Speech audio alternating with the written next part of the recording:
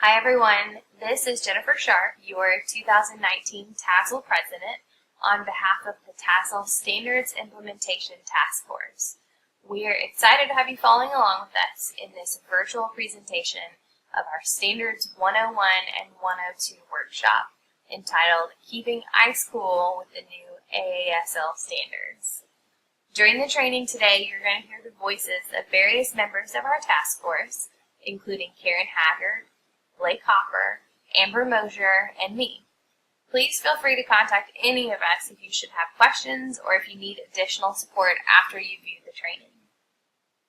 Just want to point out a couple things before we get started. You'll notice that on each slide there's a link to some supplemental resources that we'll reference during the training. That's there at the bottom, that bit.ly TASL Fall Standards. Also, we included the hashtag StandardsReady. If you feel so inclined, we'd love for you to share your takeaways, aha moments, and ideas on social media. As we go through the training, there are going to be various moments where I'll ask you to pause the video to discuss things with your viewing group or with a partner. So just plan on that as you work your way through the training.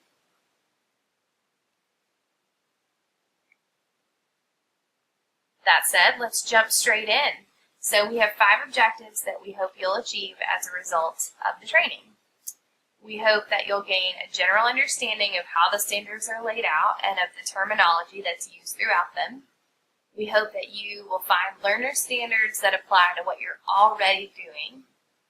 We hope you'll be able to interpret the standards for the grade levels that you work with. We hope you'll be able to pair some new practices with your traditional existing practices when it comes to planning. And lastly, we hope you'll create a plan of action for how you'll continue to engage with the standards after the training today. We're going to refer back to these objectives throughout the training, of course. To give you a bit of background as to the why of our new standards, kind of why they were created and why they include what they do, here's a quote from 2018 AASL President Catherine Lewis. "We want standards of practice to help our students be innovators, creators, problem solvers, and thinkers, and also to advance our school libraries so they're in step with the broader world and educational community." The standards, which were revised for the first time in 10 years, have important implications as education becomes more personalized.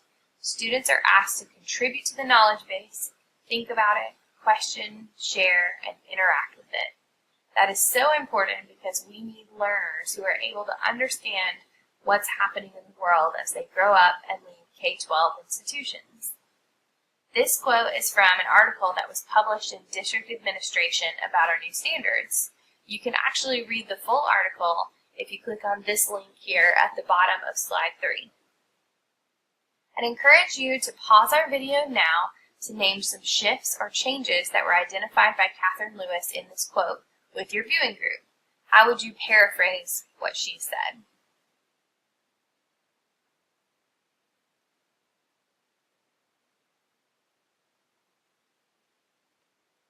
So moving forward, the standards consist of 3 frameworks, which are layered on top of one another as you see here. The library standards guide the space and program to function in such a way that the librarian can be most effective. So think of these as things that should be happening in your library space. The librarian standards are going to guide you as a professional to exhibit attitudes, mindsets, and decision-making processes that are going to facilitate high-quality experiences for learners. So that could be students or that could be professional learning that you facilitate. So think of this as what you should be doing as a librarian.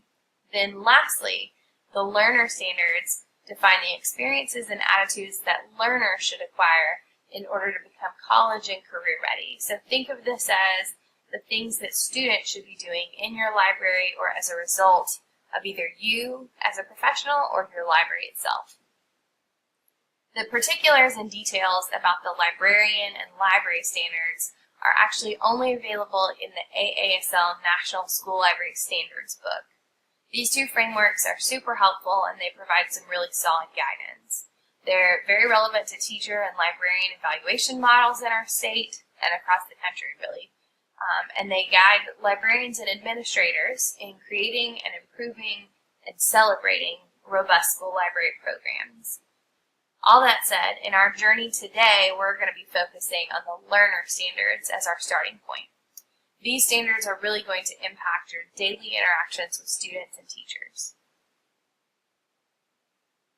So now let's begin to address our first objective and work towards that understanding of the layout and terminology of the standards. So these right here are the 6 common beliefs. This is a set of statements that AASL considers central to the profession, and this is based on feedback that they got from school librarians and stakeholders. The standards are kind of centered around these guiding principles or ideas. They're not actually mentioned explicitly in the learner framework, but these ideas are understood to be foundational to any school library. And hopefully you're seeing things here that really resonate with you, because I know that they do for me. I'd like to encourage you now to pause and discuss with a partner which of these speaks the most to you and why.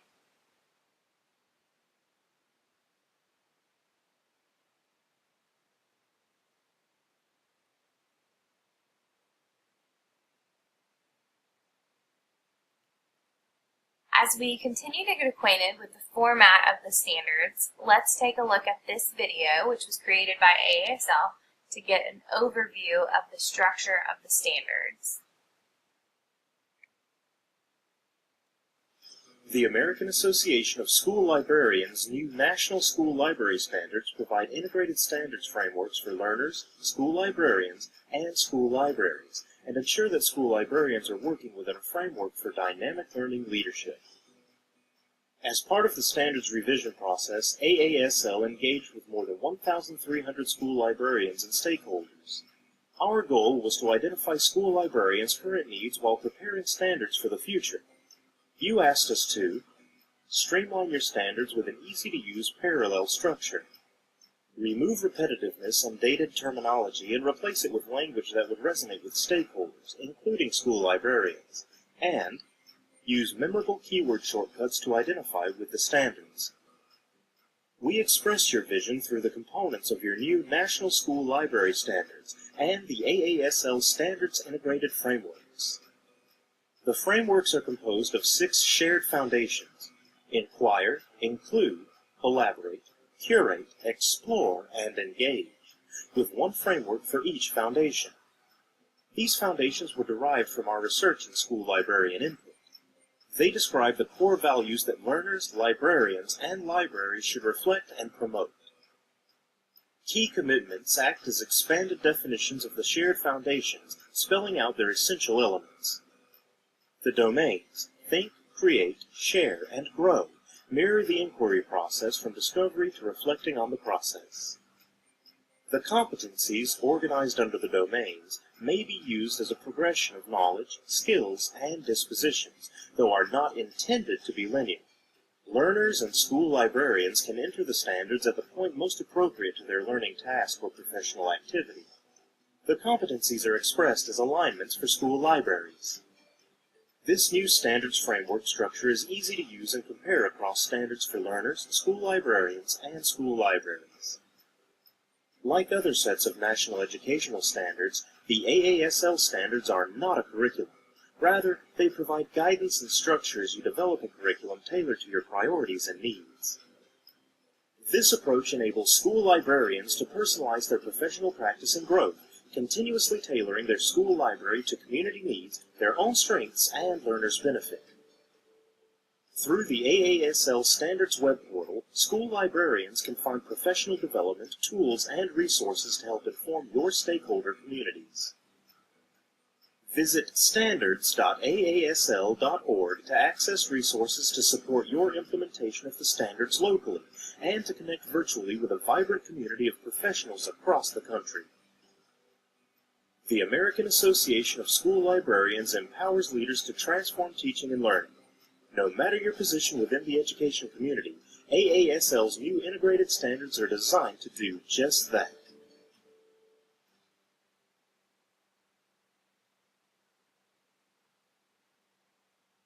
So I would encourage you to also take a look at the rest of the videos and materials that are available at the Standards website, which again is standards.aasl.org.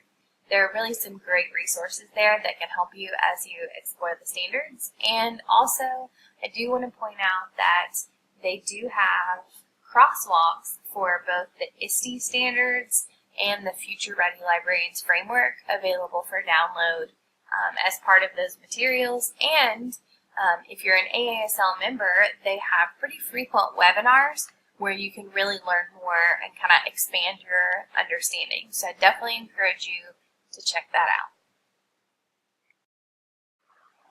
If you don't already have a copy of the Learner Framework handy, you'll want to go ahead and go to that folder that I mentioned earlier where we have the participant documents and download a copy. Or if you've got a paper copy, go ahead and pull that out.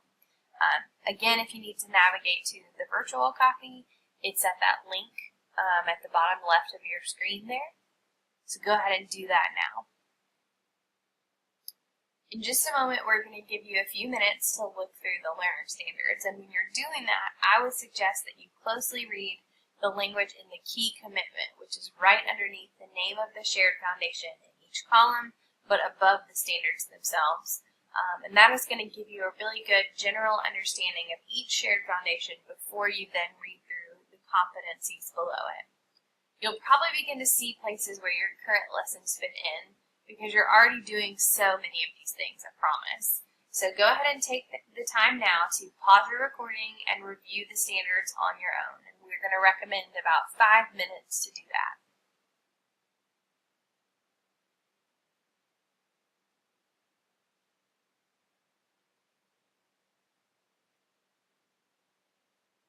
And now that you've done that, we want you to skim the standards again for a second time, just for a moment or two, and take a look for traditional quote-unquote library skills, like the ones you see mentioned here. What do you see when you look for those?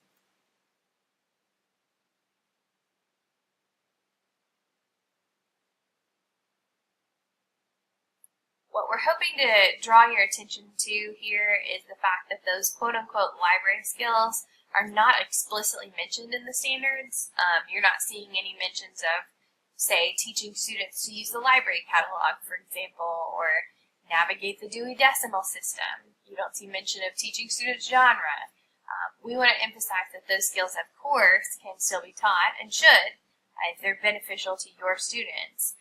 But when those lessons are taught, we suggest that you look at the lesson through the lens of these standards and see how you might be addressing some of them. And then if you aren't, we'd encourage you to try and add an element from the new standards to the lesson. And we're going to discuss how exactly you should do that a little bit later on in the workshop. So one last thing I want to point out as we look at the standards right now. During the training today, we're going to be talking about specific competencies from the learner framework.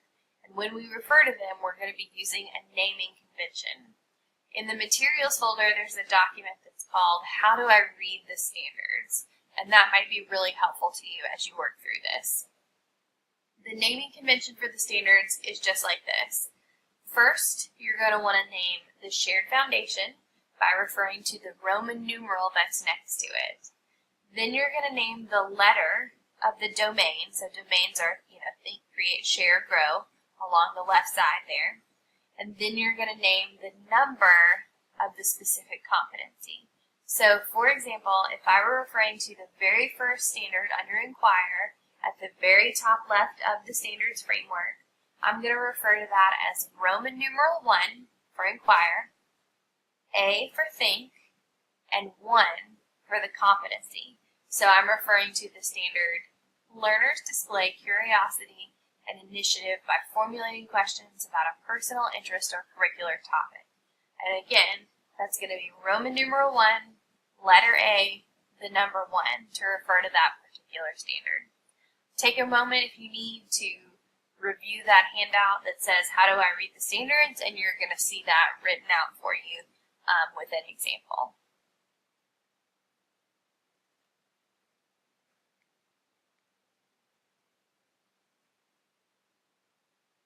As you saw in your look at the standards just now, There are 6 shared foundations: inquire, include, collaborate, curate, explore, and engage.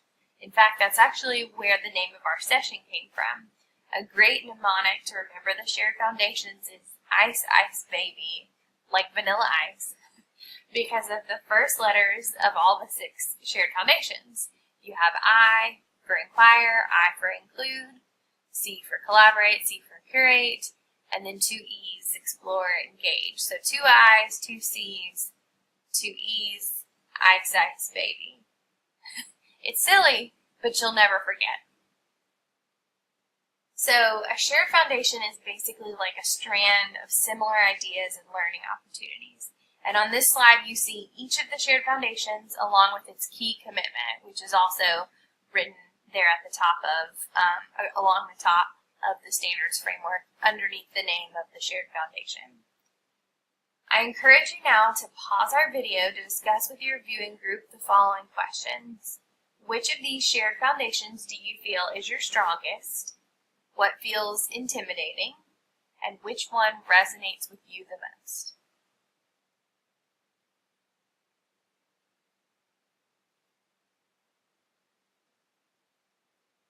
As you've seen, the standards have 4 domains: think, create, share, and grow. In terms of the standards, how do you see these 4 linking together? Go ahead and pause the video now for a moment and discuss.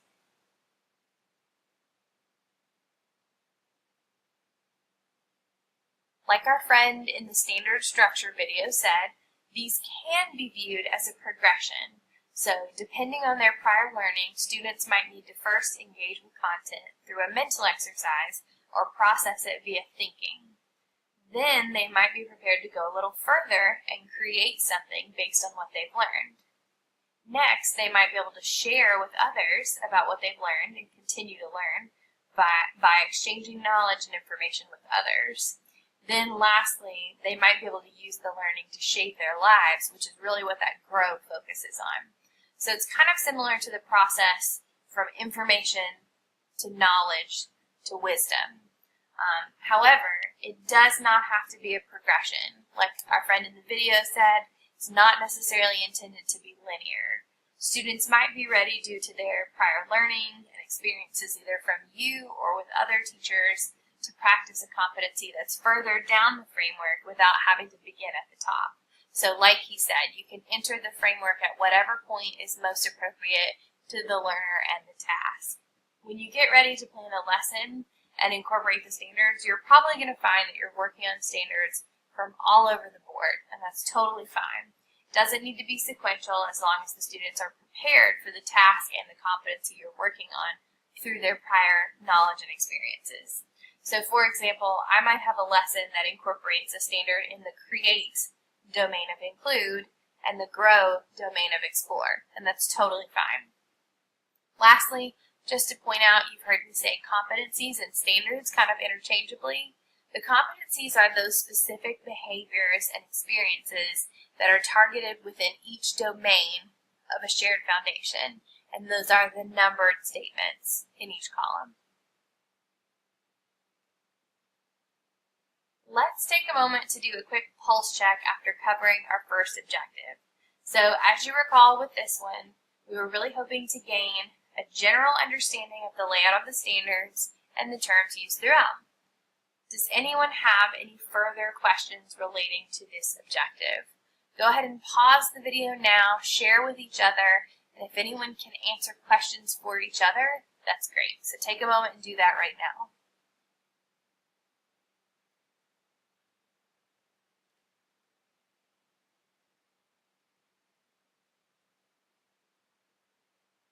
And as you went through that, if there are any questions that can't be answered within your viewing group, I'll encourage you to write those down. And then if they're not resolved as you go through the rest of the training today, feel free to reach out to our task force and we'll be happy to help with that.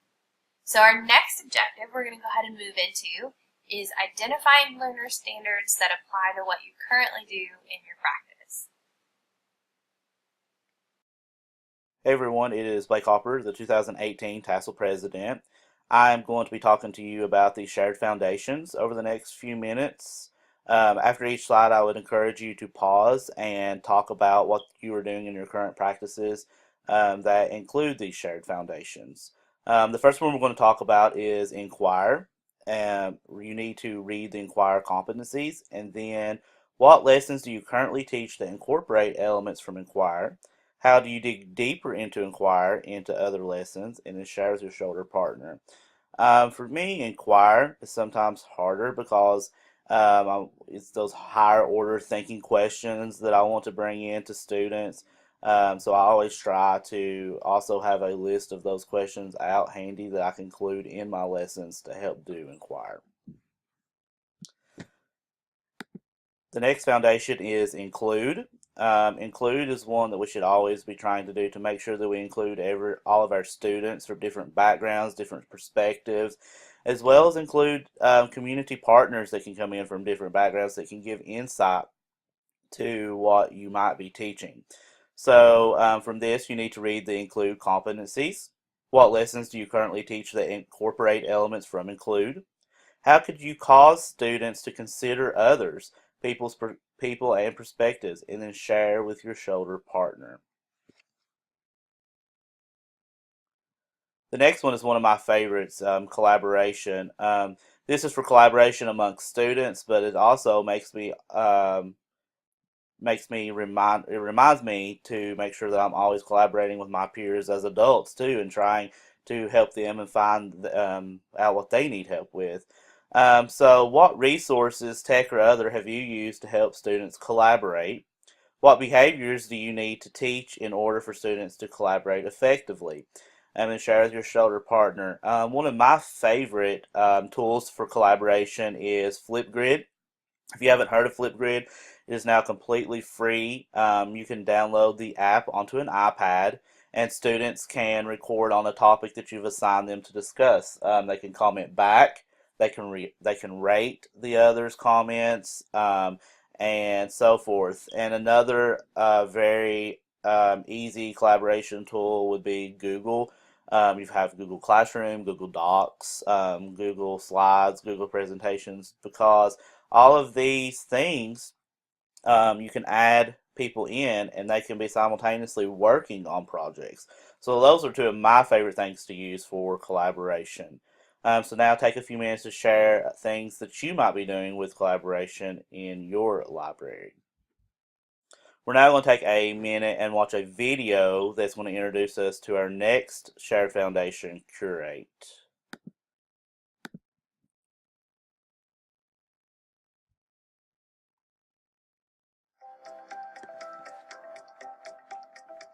I feel like I should use different sources because some may go in depth in different stories or different novels, things like that, but others may just give a little bit of the surface of a story.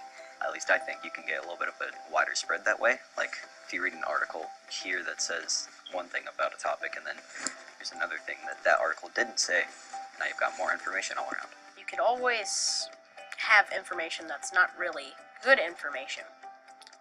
And to back that up and have an explanation is always good. If I need information, I look in any type of book or like the section that the books are in, or I just look it up online. Check, like look in the book, put the shelf marker in. You look through the book which one has more information, or look if it's fatter. The sources I look for are the ones that will give me the best information and the ones I can easily acquire. So I usually go to the nonfiction books and look in there. And sometimes I use the library database because it has like everything. I would probably choose the best information based on most reliable sources. And I would say information is probably better than other information if it like relates more to what you're trying to learn about. I choose based on what the assignment, what the information is asking me, and what is inside either a book, a paragraph, whether it be a little bit of an essay, anything like that. I choose through what I think is best for me at that moment. The school library is where I learn Where I learn to curate.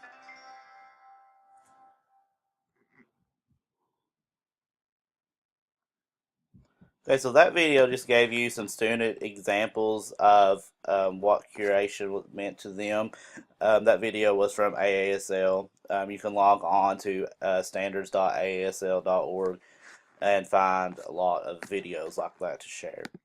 So now your shoulder partner, discuss how do students make meaning for themselves by collecting, organizing, and sharing resources of personal relevance. Maybe share out some resources that you have, maybe some tech resources that you have that is really good for curation.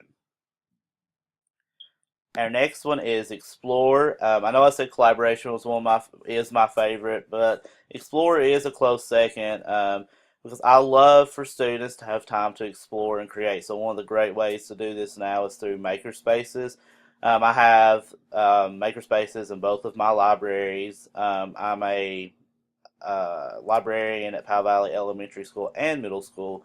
We're on the same campus, but we have two libraries, so I get to get the best of both worlds and go back and forth and have the wide grace band of K-8. So I have one in each building, and the students love to take time to just make.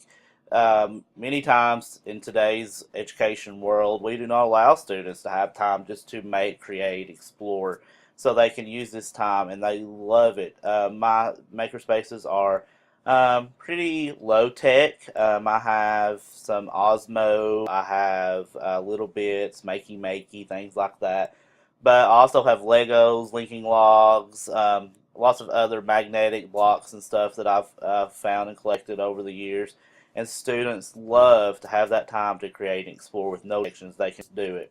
So now, I'm with your shoulder partner to discuss how you can encourage students to adapt a growth mindset, learn information, a grade, or a test, and which of the common projects you teach could be used to promote a growth. I encourage you now to take time to share that with your shoulder partner.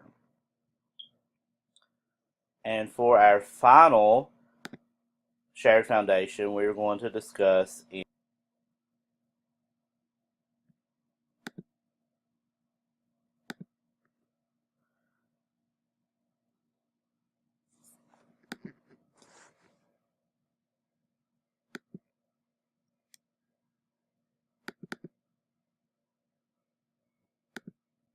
so with Engage, think of a unit you teach now. How could you tweak it to make sure your students ethically engage with information?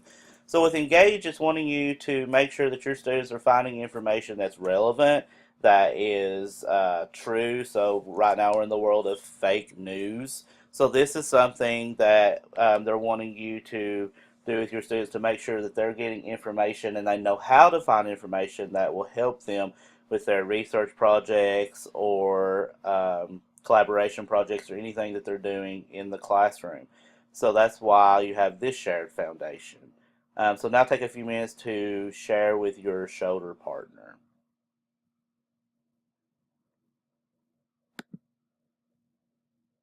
So that comes to the end of my section. We're going to now take a pulse check. You should have gained a general understanding of the layout of the standards and the terms used throughout. You should be able to identify learner standards that apply to what you currently do in your practice. What's reassuring about the shared foundations and what's daunting?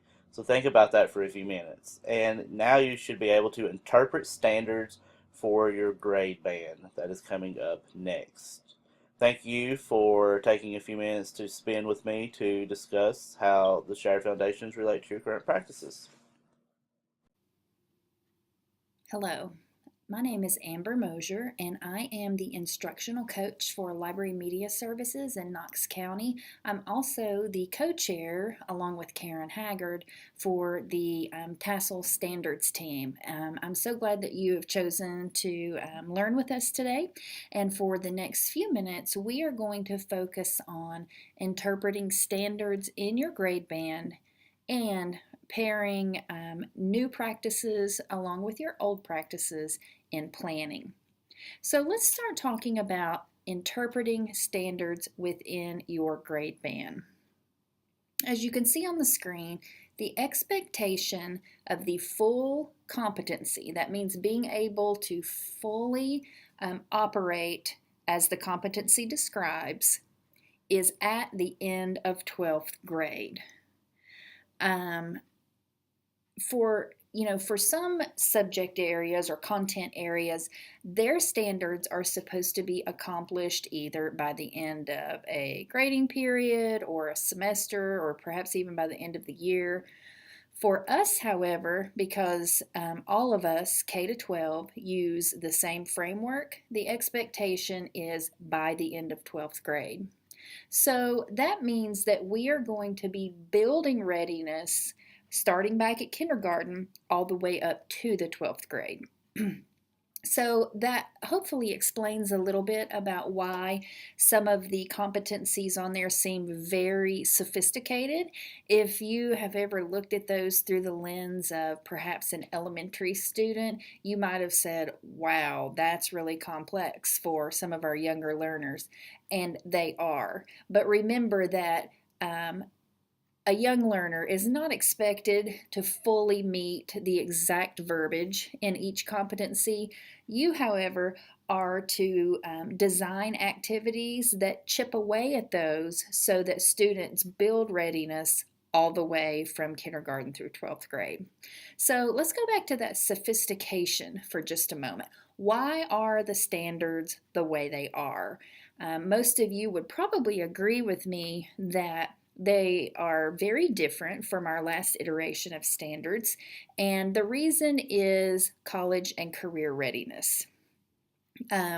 Lots of stakeholders weighed in not only to AASL's standards design, but to other standards that were being rolled out across the country, namely Common Core.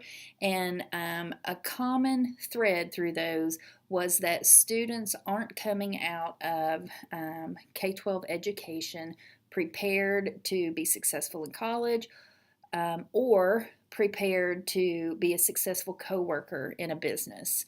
So our standards, in keeping with that, are designed to help students come out with better skill sets so that they can tackle those things. The bottom bullet on this slide, to me, is a very important one. When we talk about, creating age-appropriate tasks that are aimed at the competencies within the standards, being able to determine what those look like will require knowledge of your students, your particular students, because we all know that demographics, neighborhoods, all those things are very different. And you also need to know a little bit about child development too, so that you can determine what's appropriate. So if I teach elementary school, let's say, I'm going to have to determine what simplified processes I can teach to my K-5 students so that I can set them up to be successful with some of those older, more complicated tasks. You may recall that in our old standards, we had a document that outlined some benchmarks for us. It kind of told us, okay, here's the standard. Here's what it might look like in K to 2, 3 to 5, 6 to 8, and so on and so forth. This document, our new standards, does not contain any benchmarks. You have the autonomy to determine what that's going to look like in your program. And so that's where designing these leveled, and when I say leveled, I'm saying, what's appropriate for kindergarten versus what's appropriate for 7th grade, leveled appropriate tasks, and knowing your students well and having a bit of child development theory under your belt will help you get those things accomplished. All right, we are going to do an exercise in interpreting standards within your grade band.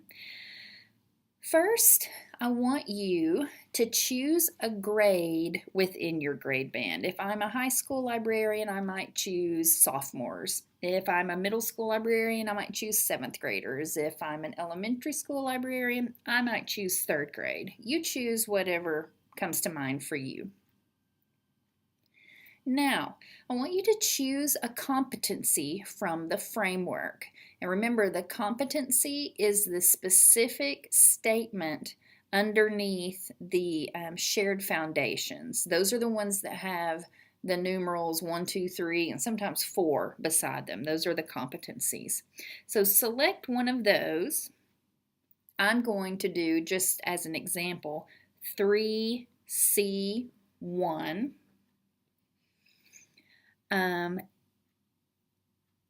And what I'm going to do with that is I'm going to think about what that specific competency could look like for a student in the grade band that I selected. I'm going to have to think about what prerequisite knowledge would a student have to have in order to be successful. I'm going to have to think about what age-appropriate instruction and what activities could provide them with an experience that will move them closer to understanding and mastering the competency. Now, I know that that is a lot of stuff all on this one slide.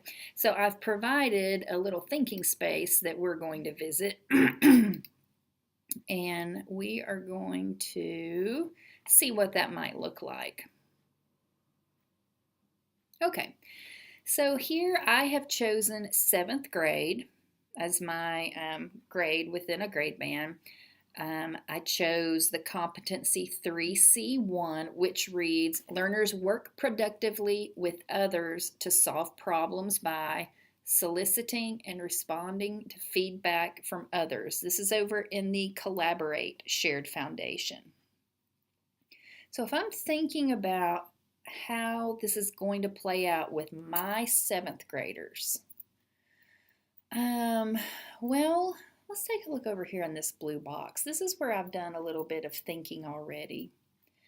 What do my specific students need at this specific point in their schooling to be successful with this competency? I want them to be able to work productively and solve problems.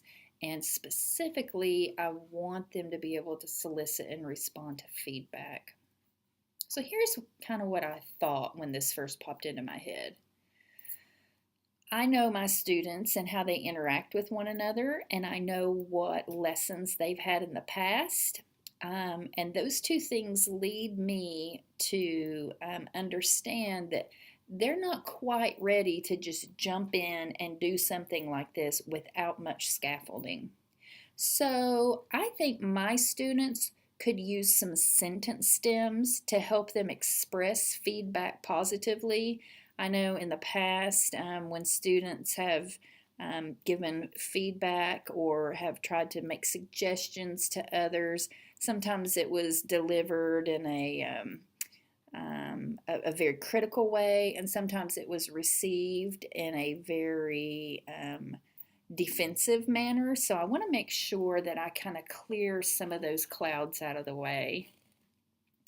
I think they're also going to need coaching on how to receive that feedback so that, again, we're not back to taking offense simply because someone gives you a suggestion. I haven't seen them use those skills very successfully, so I'm going to build some practice with that into this lesson. So here's where I just thought through, here's where my kids are, here's what my kids would need.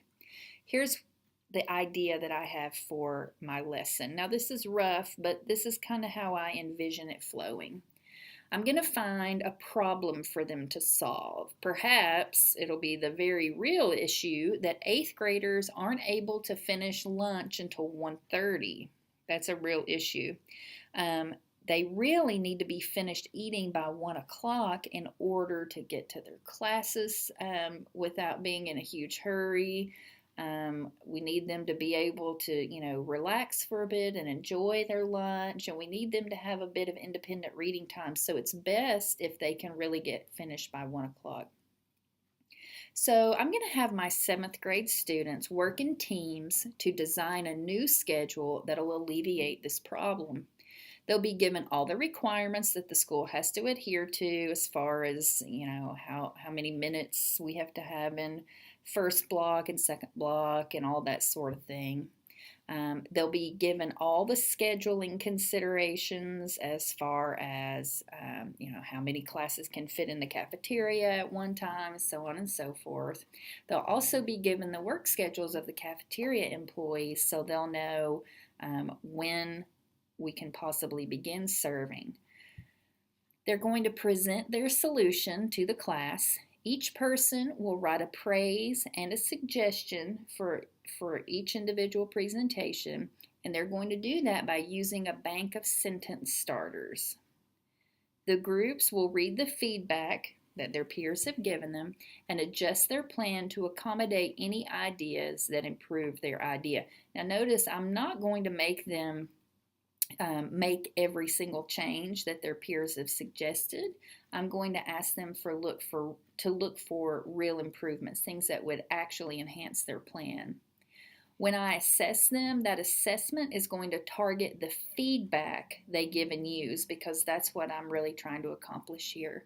My assessment's not going to be looking at the feasibility of their plan. It's going to be looking at how well did they express and receive feedback. So, what you're going to do for the next few minutes is you're going to choose a grade, a competency, think through the prerequisite knowledge, and come up with an idea, just the rough lesson plan that would help you achieve what you'd like to do with your students. I am going to show a blank form so that you don't get distracted by all my sentences up there. You can print this out if you want. You can just take a mental picture of it and work through it in your mind, whatever is most productive for you. I'd like for you to pause here and spend as much time as you need working through this. I would recommend 5 to 10 minutes, and then you can resume our presentation. Okay, I hope that was a useful exercise for you. It can be kind of overwhelming to just pull a lesson out of thin air and talk about it right here on the spot, but hopefully it gave you some ideas about the types of decisions that you'll need to make in the future as you're doing some more careful planning when you're back at your building. Let's talk now about vertical progress. We said that the expectation is that the standard is met by the end of 12th grade, and that we are to be working starting down in kindergarten and building on up through the elementary and middle school grades so that our high schoolers can get there. That's going to require some very deliberate vertical thinking or vertical progress. So to help us get in that mindset, I want you to think of that grade level that you just worked with in the example lesson. I had chosen 7th grade as my example. You think about whatever grade level that you chose. Now, I want you to consider students who are 2 grade levels above that example grade that you selected, and students who are 2 grade levels below that lesson. Think about what the competency could look like for those learners who are 2 grades down and 2 grades up. And here's just an example. If you had chosen 9th grade for your example, you could work on an 11th grade lesson and a 7th grade lesson. I had chosen 7th grade, so I'm going to think through a 5th grade lesson and a 9th grade lesson. I don't have an example prepared for that because I want you to really think through the differences on how vastly different these lessons are going to look. Your lessons, let me go back here for just a second. If I go back to my rough draft here, I remember that my 7th graders were working on solving a problem in the cafeteria. I might choose a completely different topic or content strand for this particular competency. My 5th graders, they may approach this competency by doing a traditional research project where they have to solicit and respond to feedback from others. My 9th graders, they might do this by building a website and having others give them advice on how to improve. So I'm going to stop here and let you guys think about that 2 grade bands up and 2 grade bands down lesson, and you can resume the session as soon as your group is ready. Okay, as you worked through those 2 examples and as you've been thinking throughout today's presentation, you've probably noticed that this is messy. You're not going to check off a skill after you've taught a lesson. That's simply because these aren't necessarily skill-based, these are competency-based, and competencies will grow and develop over time. Now, having said that, at the end of a lesson, you should be able to see how students performed on a task that was aimed at achieving an objective. You may not see mastery of the standard. You should see mastery of an objective. So let's take a moment here and talk about the difference between a standard and an objective. So, when I think of a standard is very broad. It is a learning goal for what students should be able to do at the end of exposure to the content.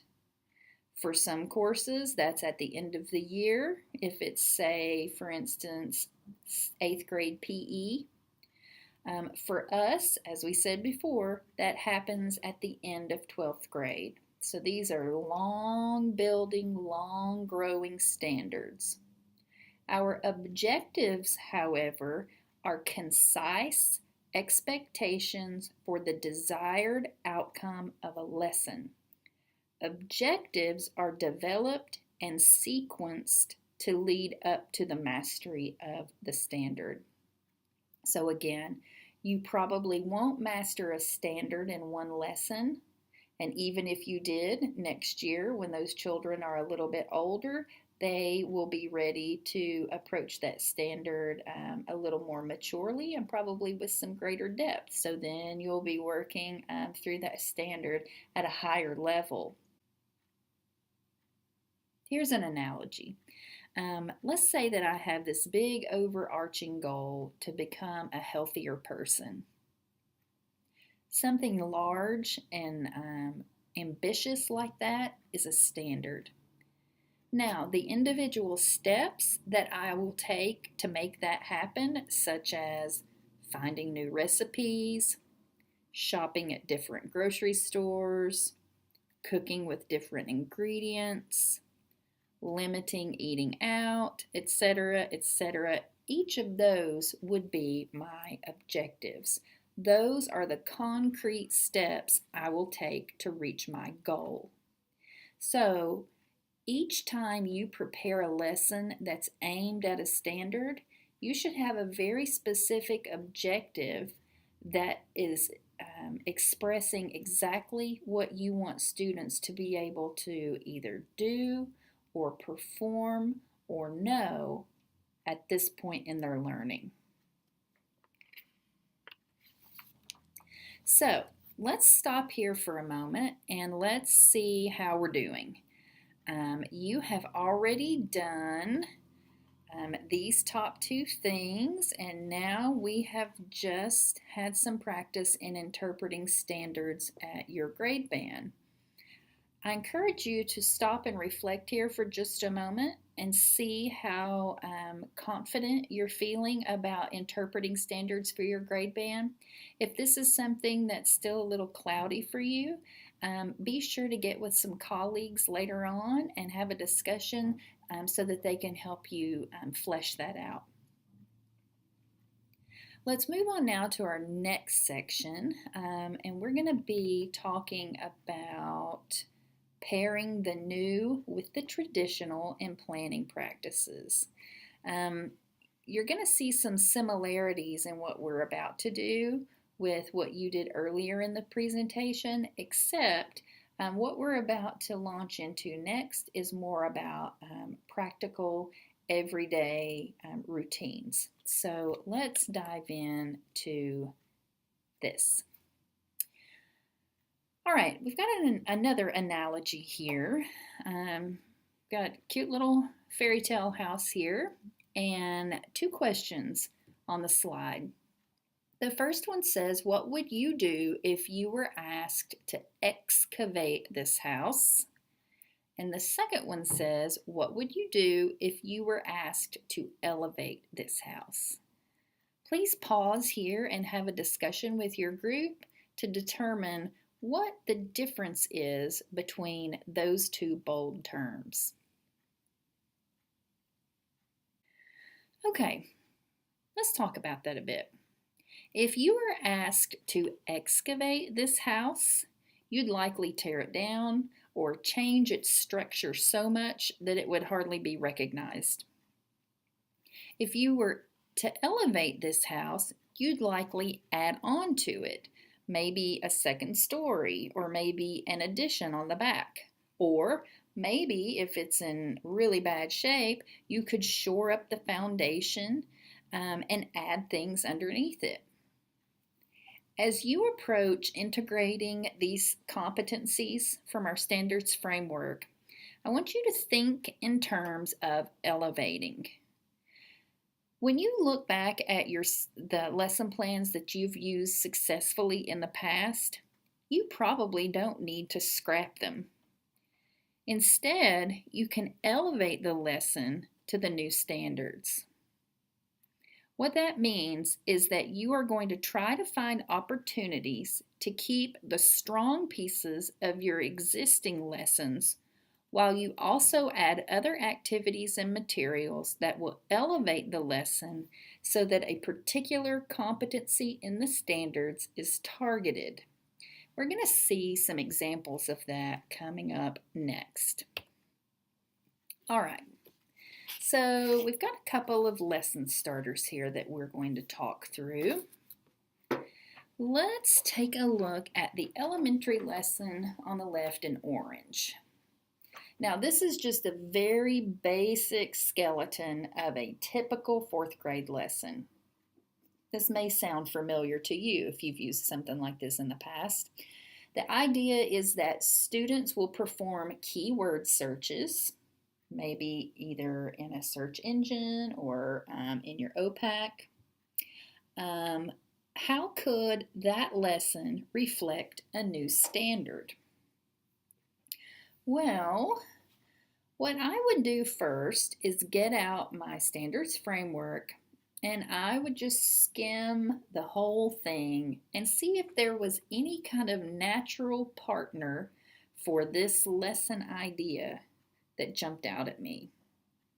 Ooh, and I see one right now. I noticed 1A1. 1A1. I'm going to give you a second to locate that on your standards framework.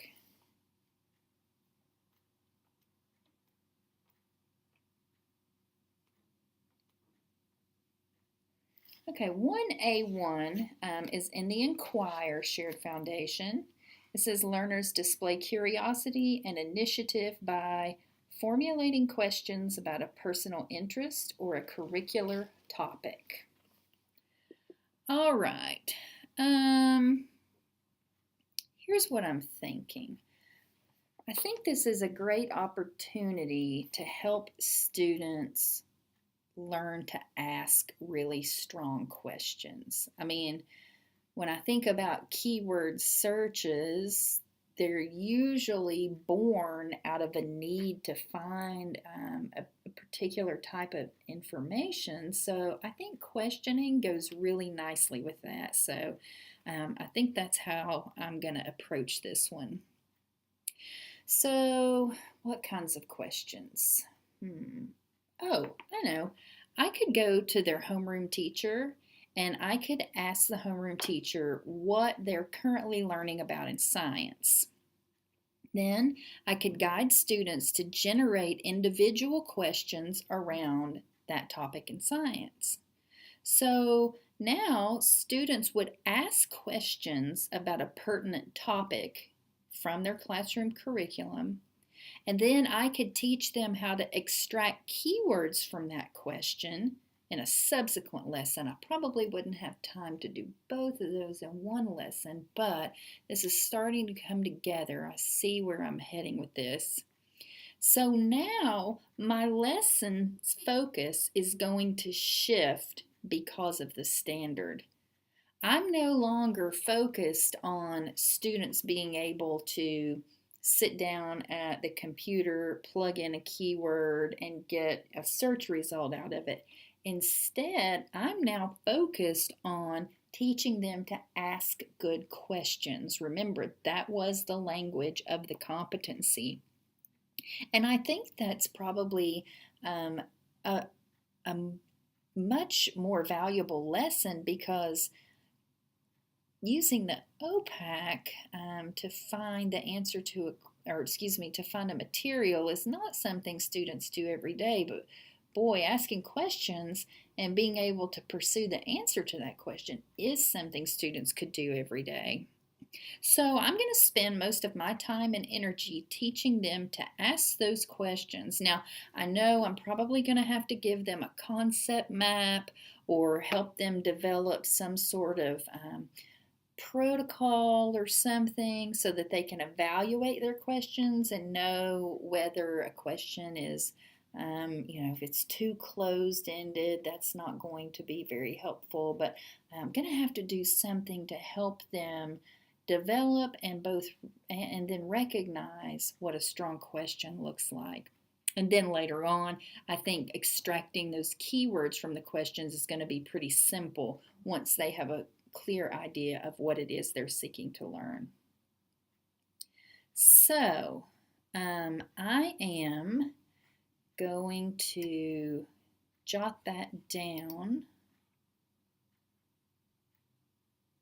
so that I don't forget. So my 4th grade lesson, my elevation, I remember I chose standard 1A1, and I'm going to focus on teaching, students to ask strong questions to get at pursuit of knowledge. Later, they'll learn to extract keywords and search. Okay. Now, I didn't completely discard my old lesson. Keywords are still important. I just added a bit to them so that they now have some purpose and context beyond what we typically do just in the library. Let's go back and let's take a look at this. Let's take a look at this secondary lesson over here in blue. Here's a pretty typical 9th grade lesson. An ELA teacher requests that you teach her students how to cite an image for visual presentations they'll soon create that give a synopsis of Othello. How could the lesson reflect a new standard?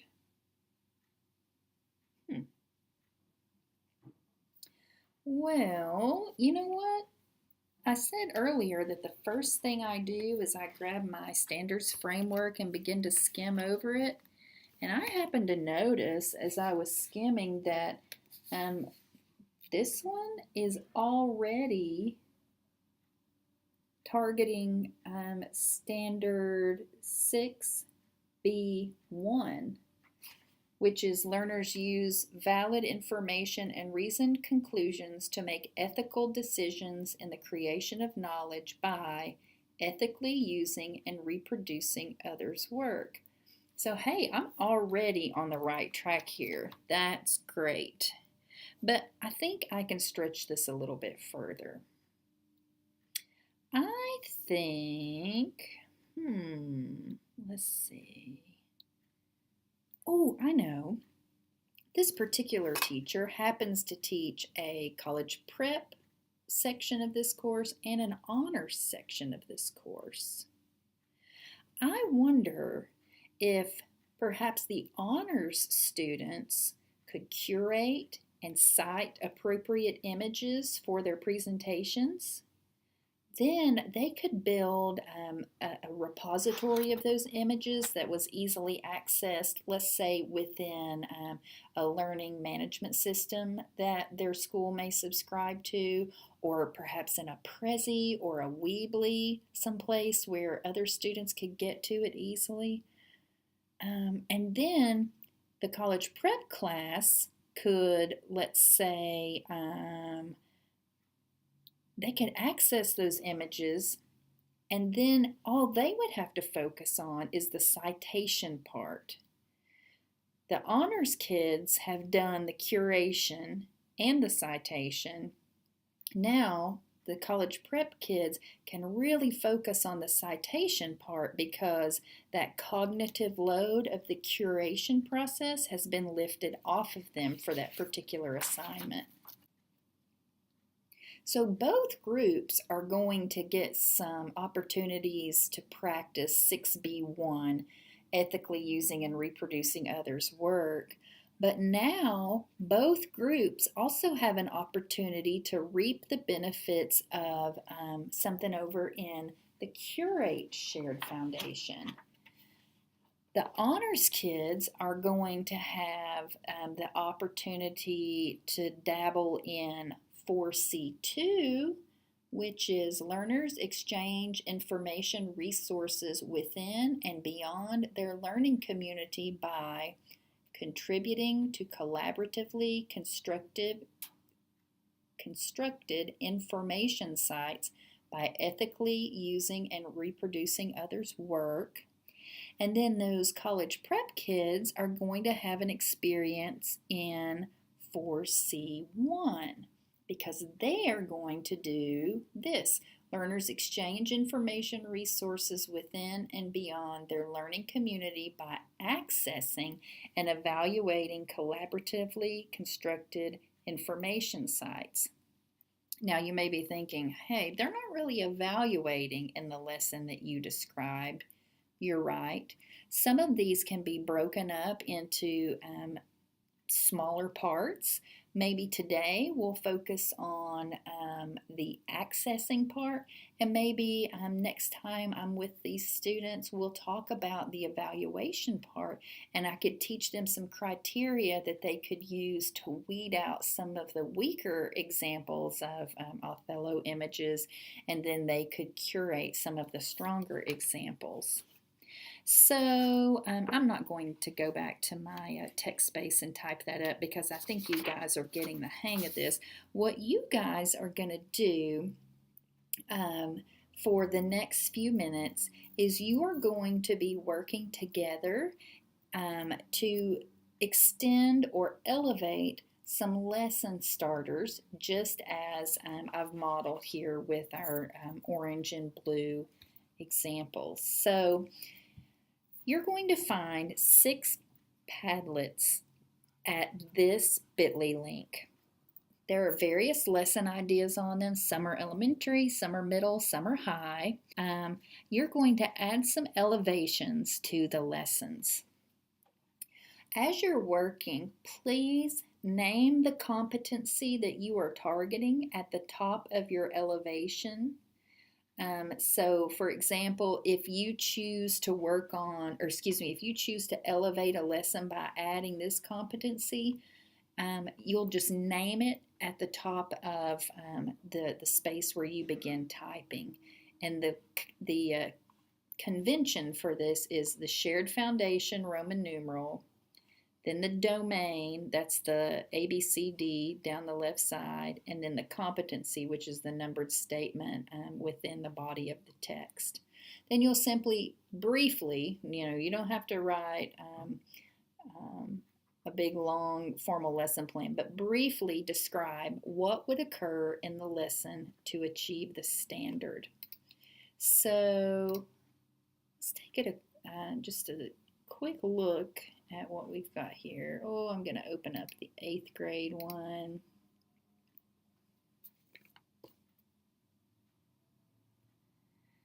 So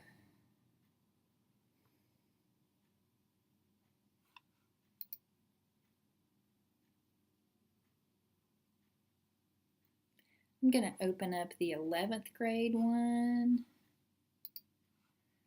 Okay, and this is called the 11th grade career research paper. You guys who teach high school have probably seen various flavors of this come through the library for several years.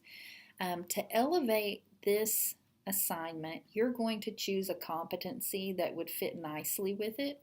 You're simply going to click on the screen. It's going to give you a text space, and where it says title, that's where I'd like for you to enter your competency. So let's say, for example, I do 3D2. Then down here, I'm going to type the brief outline of what that lesson might look like.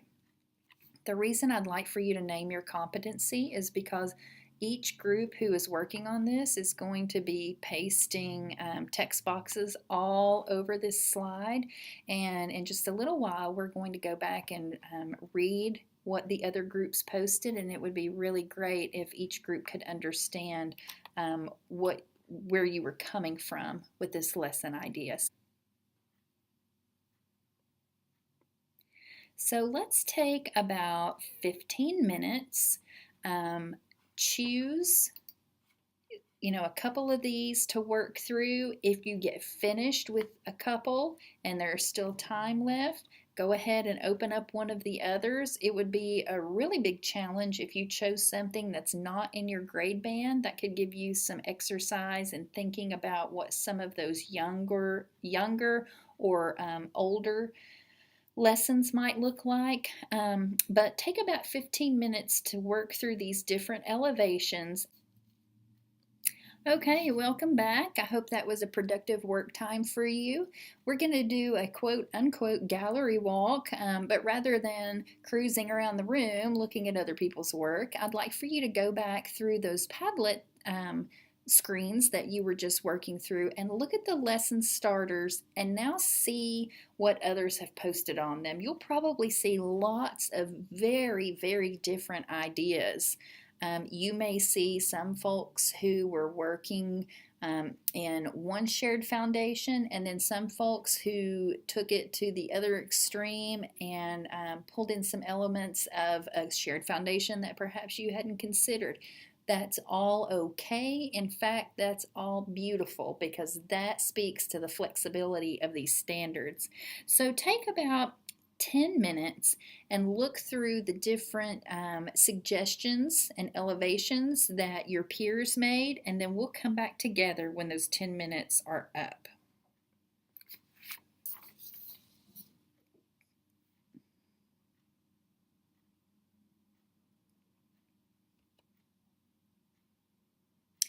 Okay, so now we have gone through and done lots of practice with pairing the traditional and the new together through that process that we called elevating a lesson. Now, you will see as you begin to dive into this framework and as you begin to elevate your lessons, there are some lessons that perhaps you've taught for a long time. They may be old, tried and true favorites. There may be some of those that are ripe and ready to go with some fresh elevations. On the other hand, you might find some that are a bit outdated. You might find some lessons that, although they've served you well and served your students well, they might not be the best fit for the learning landscape in 2018. So I would encourage you to be very honest with your lessons, and if you find some that are still appropriate, great. Elevate them and continue to benefit from them. If you find some that are a little flat, I would encourage you to toss those out and design some new experiences for students that are born right out of our new standards framework. Hi, it's Karen Haggard, a member of the Standards Committee for TASL. We're in the home stretch now, so it's time for another pulse check. Here's what we've done so far. We've gained a general understanding of the layout of the standards and the terms used throughout them. We've identified learner standards that apply to what you currently do in your practice. We've interpreted standards for your grade band. We've paired the new with the traditional in planning practices. And now we're ready to determine our next steps for engaging with the new standards.